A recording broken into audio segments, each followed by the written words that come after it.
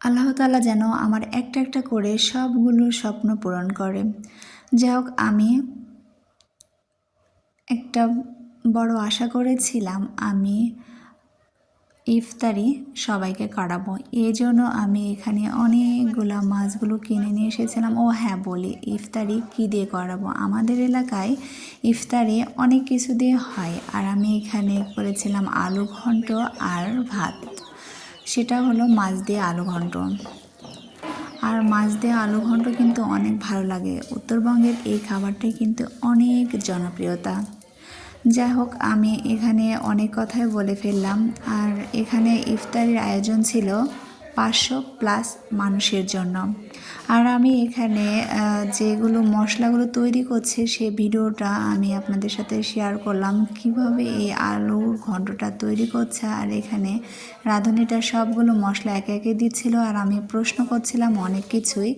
তারপরেও তারই মধ্যে আমিও অনেক কিছু শিখে নিলাম। তারপরেও জিজ্ঞাসা করছিলাম কোথায় কতটুকু করে হবে। এখানে 50 মণ প্রায় আলু ছিল। আর মশলাগুলো তো সব কমপ্লিট হয়ে গেছে। আর এখানে 4টা চুলা কাটা হয়েছিল, 4টাতে রান্না বসিয়ে দিয়েছিল। আর এক একে তেল আর কি যেন মশলাগুলো দিচ্ছিল, আর আমি সবগুলোই ভিডিও করে নিচ্ছিলাম। আর ছোট মনে অনেক বড় আশা ছিল আমি যেন সবাইকে ইফতারি করাতে পারি। আল্লাহ তাআলা যেন এরকমভাবে প্রায় প্রতি বছরে যেন আমি এরকমভাবে সবাইকে খাওয়াতে পারি। আর আমার জন্য সবাই দোয়া করবেন, এজন্য আমি ইফতারির ব্যবস্থা করেছিলাম। যাই হোক, এখানে সব একটু একটু করে মশলাগুলো দিয়ে নিচ্ছিল, আর তেলের মধ্যে পেঁয়াজগুলো দিচ্ছিল। এখানে তো আলু ঘন্ট হবে, আগে তো দেখে নিয়েছি। মাছগুলো খুব সুন্দরভাবে কেটে সবাই পরিষ্কার করছিল।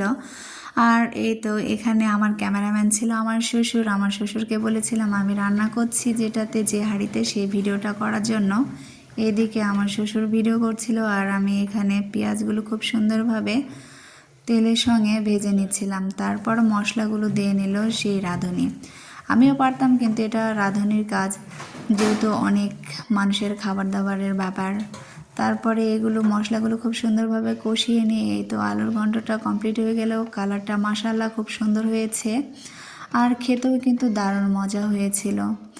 যাই হোক, এই খাবারটা কিন্তু আমাদের এলাকায় অনেক ভালো, সবাই পছন্দ করে এই আলুর ঘন্টটা। তারপর রান্নাবান্না কমপ্লিট করার পর সবাই বসে আছে। মেয়েদেরকে দেওয়া হয়েছিল 2 ছাদে, আর ছেলেদেরকে দেওয়া হয়েছিল ফিল্ডে।